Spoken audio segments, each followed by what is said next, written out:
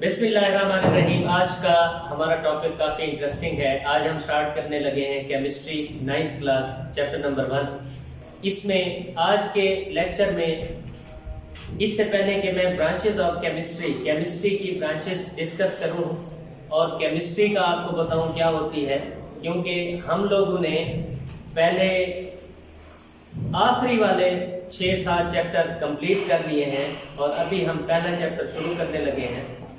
तो केमिस्ट्री का आपको पता है। इससे पहले कि मैं आपको ब्रांचेस समझाऊं, मैं कुछ आपको बेसिक डेफिनेशन समझाना चाहता हूं जो पूरी केमिस्ट्री में घूमती हैं और हर डेफिनेशन में, हर टॉपिक में ये नेम्स आते हैं, ये डेफिनेशंस आती हैं, आपको पता नहीं होती। तो आज हम वो बेसिक डेफिनेशंस कवर करते हैं। इन बेसिक डेफिनेशंस के कवर करने के बाद हम देखेंगे ब्रांचेस ऑफ केमिस्ट्री को। फिर हम दूसरा अगला नेक्स्ट टॉपिक हम क्या करेंगे, स्टार्ट करेंगे। तो आइए देखते हैं। सबसे पहली डेफिनेशन है मैटर की। अब आपने केमिस्ट्री में सारी केमिस्ट्री पढ़ ली है। मैं आपको पहला चैप्टर एंड पे करवाता हूँ, पहले सारी केमिस्ट्री पढ़ा देता हूँ। आपने सारी केमिस्ट्री पढ़ ली है। कितनी दफा मैटर का लफ्ज आया हुआ होगा केमिस्ट्री में, कितनी दफा आया हुआ होगा, और मैंने बताया भी है, आपको भूल गया। लेकिन आज हम फाइनल टच दे रहे हैं और आपने क्या करना है, मैटर की डेफिनेशन को कभी नहीं भूलना, ज़हन में बिठाना है। केमिस्ट्री में जब भी आप मैटर का वर्ड आएगा, मैं आप में से किसी न किसी को खड़ा करके पूछूंगा कि मैटर क्या होता है। मैटर क्या है जी? Anything which has mass and occupies space। Matter क्या है? कोई भी चीज जिसका कोई मैस होता है और वो जगह घेरती है, उसको क्या बोलते हैं? मैटर। ये चैप्टर गालबन हम लोगों ने पहले भी पढ़ा है और खत्म होने से पहले पहले कोरोना आ गया था मेरे ख्याल में, और फिर हम लोगों ने छोड़ दिया था। तो आज मैं इसको दोबारा से आपको पढ़ा रहा हूँ। मैटर क्या होता है? एनीथिंग विच हैज मैस, जिसका कोई मैस हो और वो जगह घेरती हो, इज कॉल्ड मैटर। उसको क्या बोलते हैं? मैटर। देखिए ये मार्कर है आपके पास, इसका कोई मैस है? ज़ियाउल इस्लाम यूं सारी ला रहा है, नहीं सर कोई मैस नहीं है इसका। अल्लाह का वली बैठा हुआ है, इसका कोई मैस है और ये कोई ना कोई जगह घेरती है? तो ये क्या है? मैटर। आपके इर्द गिर्द जितनी भी चीजें मौजूद हैं, ये क्या है? मैटर है। क्या है जी? मैटर। इनका कोई मैस है और क्या है? जगह घेरती है। ये चेयर पड़ी हुई है आपके सामने, ये क्या है? मैटर है। इसका कोई मैस है और क्या घेरती है? जगह। अब आप इतने परेशान होकर बैठ जाते हैं, मतलब क्या है? आप में और उसको देखो, जैसे वो मदरसे के बच्चे नहीं होते हैं, रिलैक्स होके एक टांग किधर जा रही है, दूसरी टांग किधर जा रही है, मलंग बन के बैठा हुआ है बादशाह के। तो अच्छा, मैं ये कह रहा था, आप लोगों को, आप क्या करते हैं, ग्रूमिंग आपकी ऐसी नहीं होती, आप रट्टा लगाना शुरू कर देते, anything anything anything anything anything which has, तो भूल जाते हैं। आसान सी बात है, एनीथिंग कोई भी वो चीज which has mass and occupies space, और वो जगह घेरती है, उसको क्या बोलते हैं? मैटर। उर्दू वाले बोलेंगे कोई भी, हर वो चीज जिसका कोई मैस हो और वो कोई जगह घेरे, वो क्या कहलाती है? मैटर। अब इतनी सी बात है, आप लगाना शुरू कर देते हैं रटा। ठीक है जी। आपके इर्द गिर्द कोई एग्जांपल पूछे क्या? आपके इर्द गिर्द सारी चीजें क्या है? मैटर है। जैसे हमारी बॉडी हो गई, ये भी क्या है? एक मैटर है। दूसरी डेफिनेशन है सब्सटेंस की। किसकी जी? सब्सटेंस की। अब सब्सटेंस क्या होता है? ये पीस ऑफ अ मैटर होता है, मैटर से लिया गया टुकड़ा होता है। मैटर से लिया गया टुकड़ा होता है, लेकिन इसकी बात ये है कि ये प्योर फॉर्म में होता है। ये क्या फॉर्म में होता है? खालिस शक्ल में होता है, इसमें मिलावट नहीं होती। सब्सटेंस क्या होता है? अब 1000 दफा वर्ड आएगा केमिस्ट्री में, यहाँ पे सब्सटेंस, सब्सटेंस होता क्या है? वो पीस ऑफ अ मैटर होता है, मैटर का ही टुकड़ा होता है, लेकिन होता क्या है? प्योर होता है। उसकी कंपोजिशन भी क्या होती है? फिक्स्ड होती है। यहाँ मैंने लिखा हुआ है piece of a matter in a pure form matter का टुकड़ा जो क्या होगा, खालिस शक्ल में होगा, is called substance. It has fixed composition and chemical properties.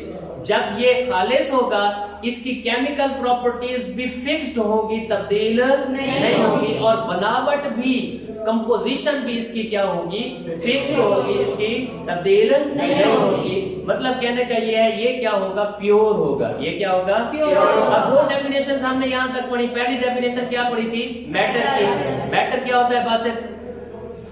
Anything that has a fixed and mass and occupies space is called matter। Very good, very good.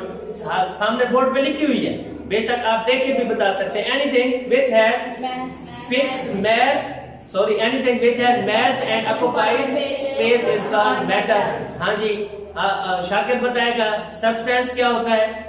piece of matter in pure form called substance। हाँ जी, substance वो होता है piece of matter, matter का ही हिस्सा होता है, लेकिन क्या होता है जी, हाँ जी, खालिस होता है। इसकी कंपोजिशन और केमिकल प्रॉपर्टीज भी क्या होती है। अगली डेफिनेशन देखें, फिजिकल प्रॉपर्टीज। कोई 1000 दफा वर्ड आया है, physical properties, physical properties, physical property आया नहीं आया केमिस्ट्री में? केमिस्ट्री आप पढ़ चुके हैं। अब फिजिकल प्रॉपर्टीज क्या होती हैं, the properties that are associated with the physical state of matter। किसका जी, फिजिकल, जो जुड़ी हुई होती है किससे, physical state of matter, physical state of matter. मैं कहता हूं आपसे कि आपने भैंस देखी है, आप कहते हैं जी सर देखी हुई है, ठीक है। मैं कहता हूं उसको डिस्क्राइब करो फिजिकली, वो कैसी होती है। हाँ भाई शाकिर, भैंस कैसी होती है? हाँ, नहीं देखी? हाँ? तो भैंस का नहीं बता सकते भाई कैसी होती है? हाँ? काले रंग की होती है। गुड, एक चीज सर काले रंग की होती है। अब मुझे क्या पता इतनी होती है, इतनी होती है, कितनी होती है? बड़ी। अब कितनी बड़ी होती है? इतनी बड़ी होती है, ठीक। कहता है इतनी बड़ी होती है। ये भैंस मैंने देखी है जो इतनी बड़ी होती है, ठीक है। अच्छा, फिर उसका रंग काला होता है, टांगे उसकी कितनी होती हैं? 4 टांगे होती हैं। 4 टांगे होती हैं। और उसकी आंखें कितनी होती हैं? 2 आंखें होती हैं। सींग होते हैं नहीं होते? होते हैं। दूध देती है नहीं देती? देती है। ये सारी क्या कर रहे हैं, आप फिजिकली डिस्क्राइब कर रहे हैं उस चीज को, ठीक है। मैं कहता हूं कि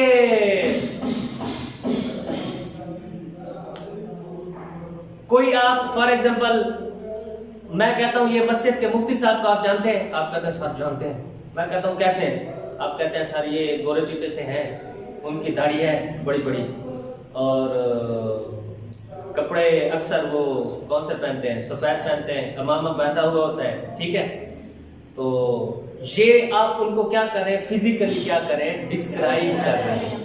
आपको बेसिक लेवल पे आके मैं समझाना चाहता हूं कि फिजिकल प्रॉपर्टीज क्या होती हैं, जो क्या जुड़ी मैटर की फिजिकल स्टेट से जुड़ी हुई होती है। फिजिकल स्टेट मतलब मैटर सॉलिड है, लिक्विड है, गैस है।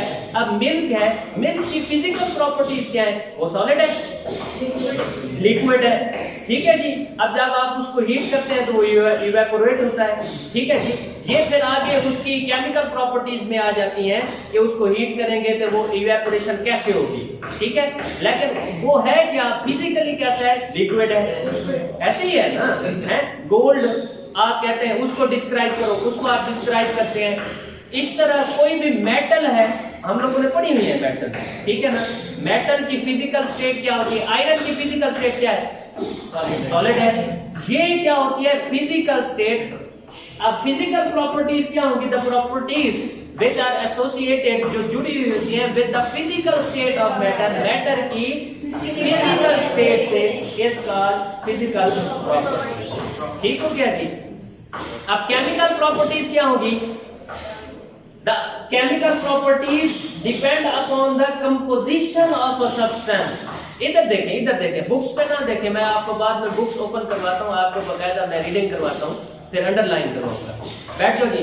केमिकल प्रॉपर्टीज क्या होंगी जी, केमिकल प्रॉपर्टीज क्या है जी, depend upon the composition of the substance, कि सब्सटेंस किन किन चीजों से मिलके बना है, किन किन चीजों से मिलके बना है, यानी केमिकल प्रॉपर्टीज उनकी कंपोजिशन पे क्या कर रही होगी, डिपेंड कर रही होगी।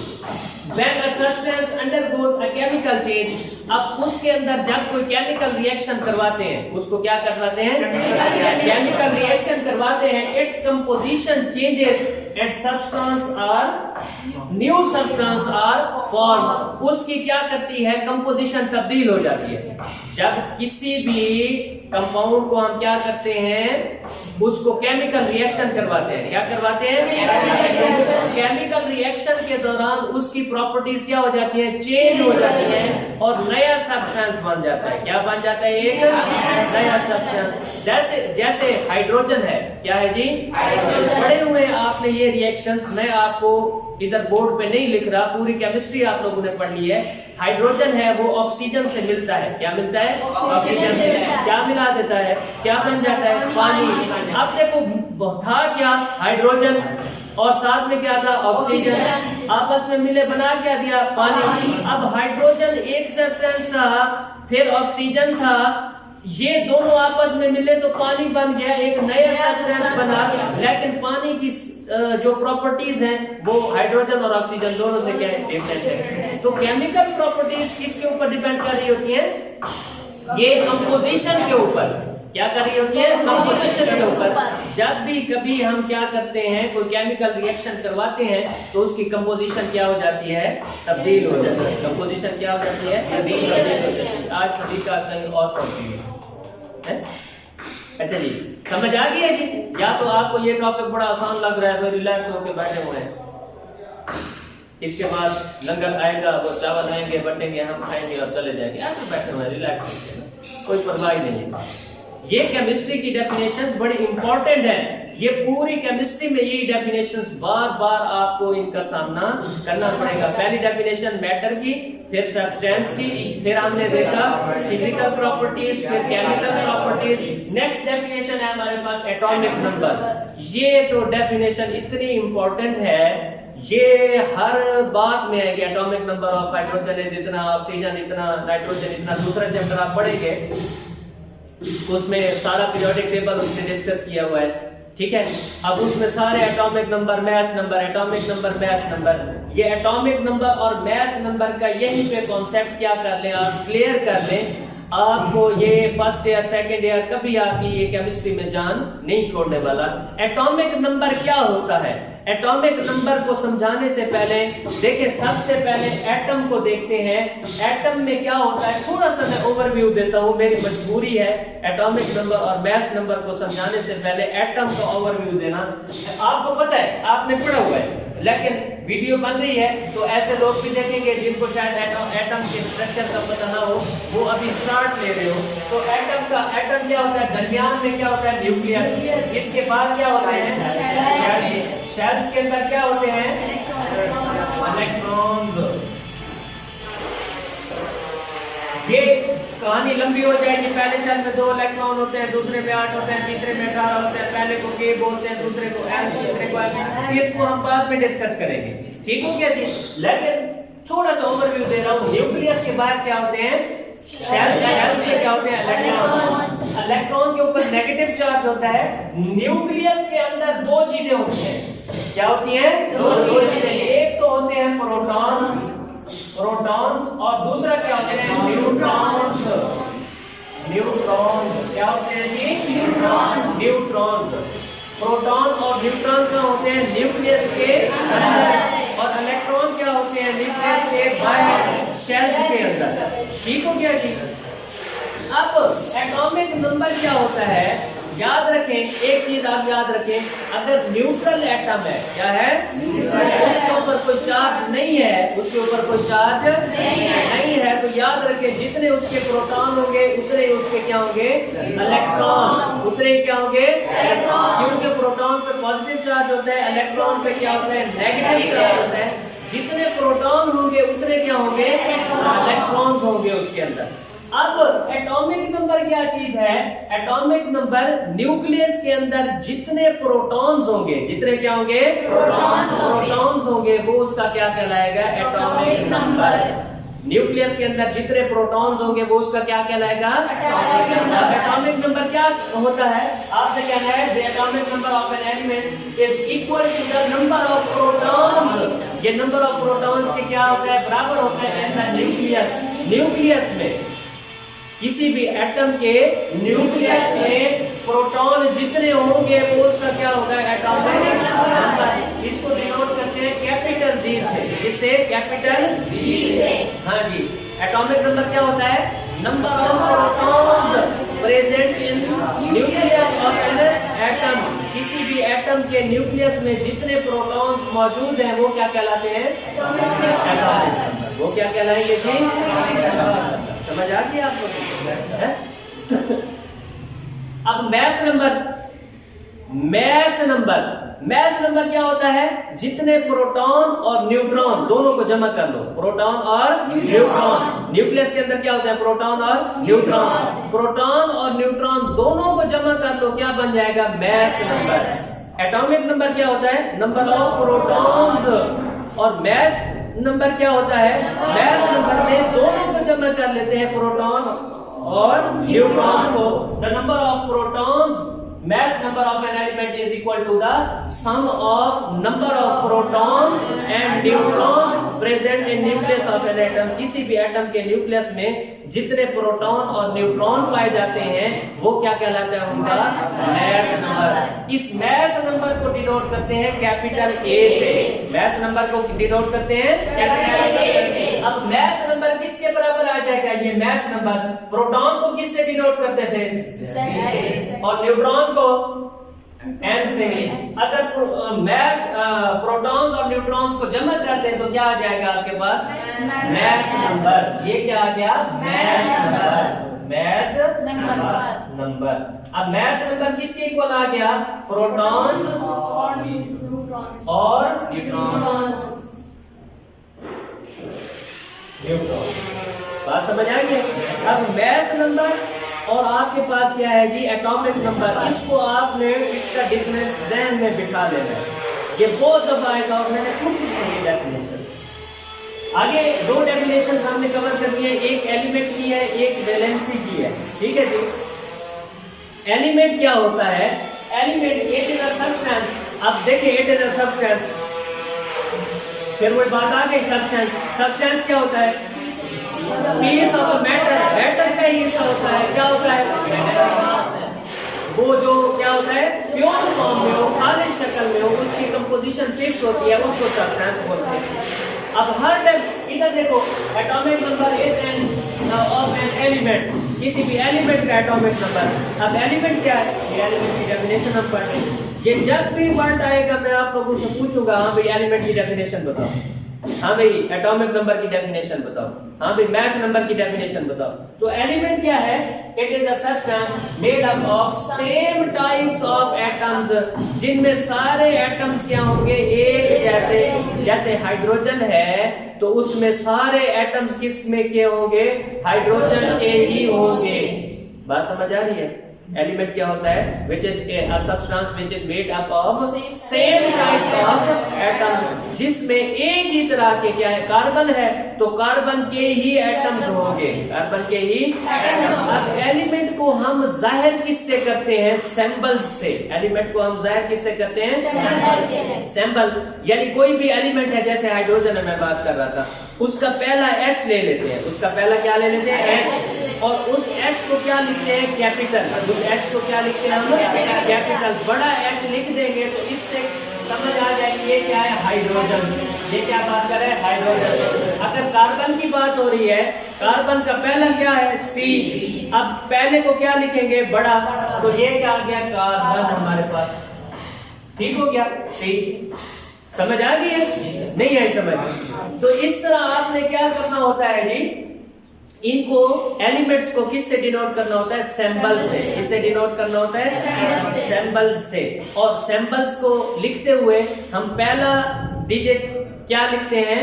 पहला लेटर क्या लिखते हैं, बड़ा कैपिटल लेटर, और दूसरा समटाइम्स बाद औक़ात हमें लिखना पड़ता है, उसको हम स्मॉल लिखते हैं। उसको हम क्या लिखते हैं, जैसे आयरन है, आयरन को क्या करते हैं, Fe से डिनोट करते हैं। कैल्शियम है तो उसको Ca से डिनोट करते हैं, C बड़ा A स्मॉल। यानी मोस्टली हम क्या करते हैं, पहला डिजिट क्या करते हैं, लेते हैं, और वो पहला क्या लेते हैं, कैपिटल। तो एलिमेंट क्या होता है, which is made up of same types of atoms having the same atomic number. जब सेम टाइप्स ऑफ एटम्स होंगे तो उनका एटॉमिक नंबर भी क्या होगा, एटॉमिक नंबर क्या होता है, number of protons present in the nucleus of an atom is called atomic number. It is represented bye, हाँ जी। तो ये आपके पास था इसका एलिमेंट की डेफिनेशन। एक आखिरी डेफिनेशन रहती है वैलेंसी की। किसकी जी, यह बोर्ड पे जगह खत्म हो गई है, मैंने वैलेंसी की डेफिनेशन आपसे डिस्कस करनी है। आपको बता चुका हूं वैलेंसी क्या होती है, हाँ जी। 10th वालों को आजकल डिटेल में यही वैलेंसी पढ़ा रहा हूँ, क्योंकि उनको ऑर्गेनिक केमिस्ट्री मैंने शुरू करवाई हुई है। अब वो कार्बन की वैलेंसी, कार्बन की वैलेंसी, कार्बन की वैलेंसी हम क्या डेली डिस्कस। कल भी हमने बॉन्ड बनाया था, मेरे ख्याल में कोऑर्डिनेट कोवैलेंट बॉन्ड था, या आपको पढ़ाया था या पता नहीं किसको पढ़ाया था, 10th वालों को शायद समझाया। उस दिन आपको कोऑर्डिनेट कोवैलेंट बॉन्ड बनाया ना, पढ़ाया था ना एक दिन। वैलेंसी क्या होती है, valency is the combining power of an element या atom. Valency is the combining power of an atom to another atom. एक एटम की दूसरे एटम के साथ जुड़ने की सलाहियत को वैलेंसी बोलते हैं। एक एटम की दूसरे एटम के साथ जुड़ने की सलाहियत को क्या बोलते हैं, वैलेंसी बोलते हैं। मिसाल के तौर पे, अच्छा ये किस पे डिपेंड कर रही होती है, दूसरा सेंटेंस सुने, ये आखिरी शेल में मौजूद इलेक्ट्रॉन्स पे डिपेंड कर रही होती है। ये आखिरी शेल में मौजूद इलेक्ट्रॉन्स, अगर आखिरी शेल में कितने इलेक्ट्रॉन मौजूद हैं, दो, तो उसकी वैलेंसी कितनी होगी, दो।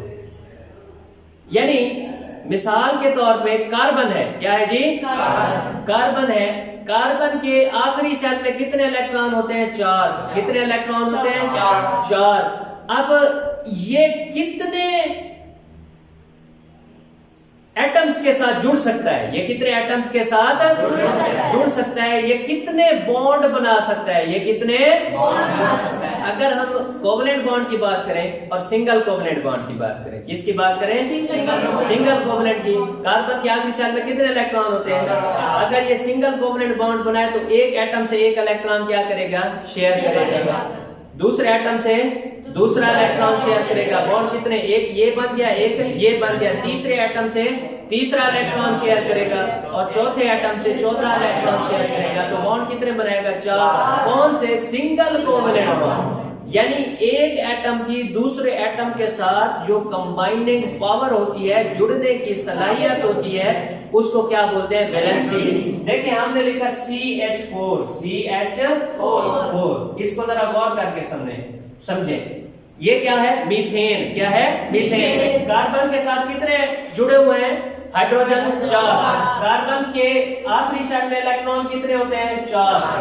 ये 4 कार्बन के क्या हो गए, इलेक्ट्रॉन्स हो गए। अब हाइड्रोजन के पास कितने इलेक्ट्रॉन होते हैं, 1। हाइड्रोजन के पास आपको पता है, तो ये एक हाइड्रोजन इसके साथ क्या कर जाएगा, जुड़ जाएगा, ये शेयर कर जाएगा, तो सिंगल कोवैलेंट बॉन्ड बन जाएगा ना। दूसरा हाइड्रोजन ये इधर आ गया, इसके पास एक इलेक्ट्रॉन, तो इन्होंने ये आपस में शेयर कर लिया, एक और बॉन्ड बन गया, ये बन गया सिंगल कोवैलेंट बॉन्ड। समझ आई हुई है, ये एक हाइड्रोजन इधर आके जुड़ जाएगा, इसका एक इलेक्ट्रॉन, ये सिंगल। अब 3 हाइड्रोजन जुड़ गए, ये चौथा हाइड्रोजन। अब कार्बन इस कितने के साथ जुड़ रहा है, 4 के साथ। तो कार्बन की वैलेंसी कितनी है, 4। कार्बन की वैलेंसी कितनी है, 4। इसके वैलेंस शेल में कितने इलेक्ट्रॉन होते हैं, 4। इसके वैलेंस शेल में कितने इलेक्ट्रॉन होते हैं, 4। तो वैलेंसी क्या होती है हमारे पास, the combining power of an atom या combining capacity of an atom to another atom is called valency. उसको क्या बोलते हैं, उसकी हम वैलेंसी। ठीक हो गया। अब इनकी ये बेसिक डेफिनेशंस थी कुछ। अब मैं आप बुक्स खोलें, मैं आपको अंडरलाइन करवाता हूं ये डेफिनेशंस, और आपने ये डेफिनेशंस तैयार करनी है।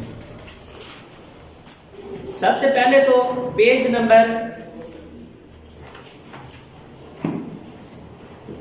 नंबर 4 पे आ जाएंगी। बुक का पेज नंबर 4,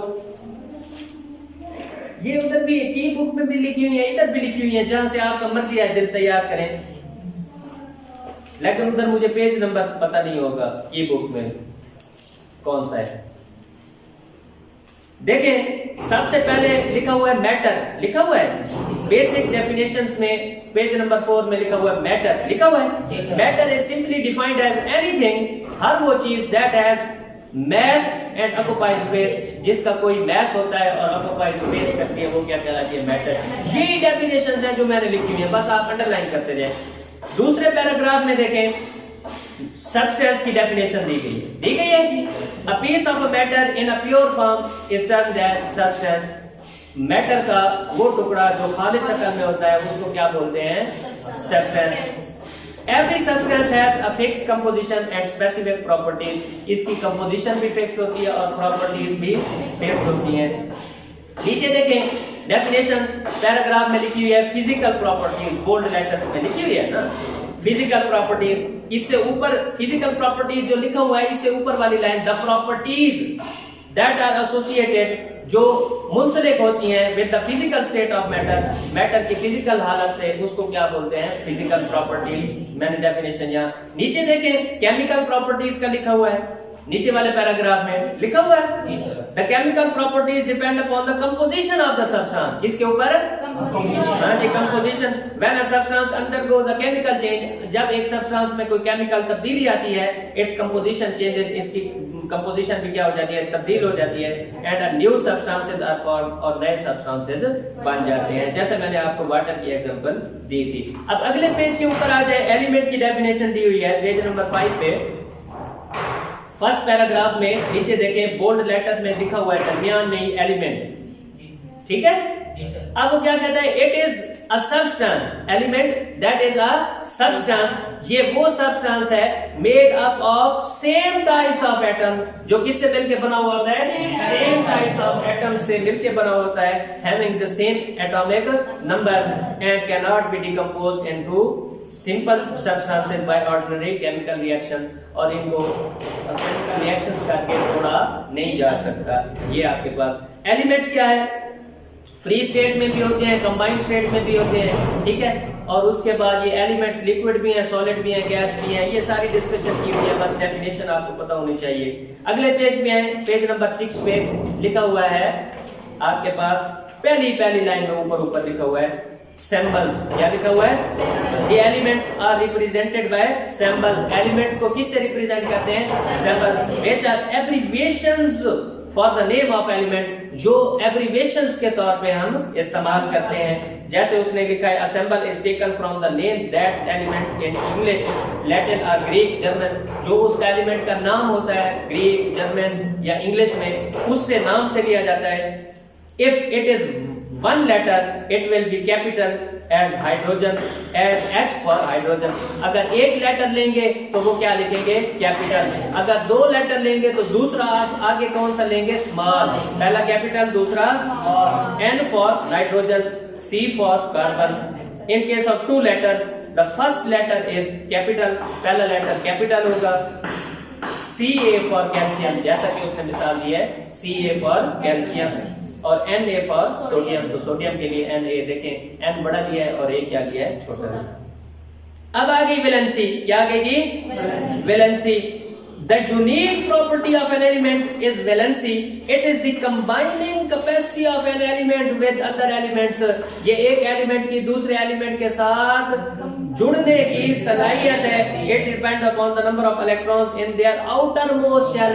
ये किस पे डिपेंड कर रही होती है, नंबर ऑफ इलेक्ट्रॉन्स पे जो आखिरी शेल में मौजूद होते हैं। देखें नीचे हाइड्रोजन है ना, किसके साथ मिल रहा है, क्लोरीन के साथ, HCl, तो हाइड्रोजन एक के साथ मिल रहा है ना, तो हाइड्रोजन की वैलेंसी कितनी हो गई, एक। अब देखें ये ऑक्सीजन किसके साथ मिल रहा है, दो के साथ, दो हाइड्रोजन के साथ मिल रहा है ना, तो ऑक्सीजन की वैलेंसी कितनी हो गई, दो। आगे नाइट्रोजन की देखें कितनी हो गई, तीन, और कार्बन की देखें कितनी हो गई, चार। ये वैलेंसी ठीक हो गया जी। अब नेक्स्ट पेज एक देखें, इसके ऊपर page number 9, page number 9, page number 9 नहीं मिलेगा इन बेवकूफों को, बैठ के page number 9, atomic number and mass number नीचे दिया गया है। Atomic number and mass number. नीचे नीचे आखिरी एक पैराग्राफ दिया गया है, उर्दू मीडियम वाले देख लें जरा, आगे पीछे शायद हो उनका। Atomic number and mass number, पागलों की तरह बैठ जाते हैं।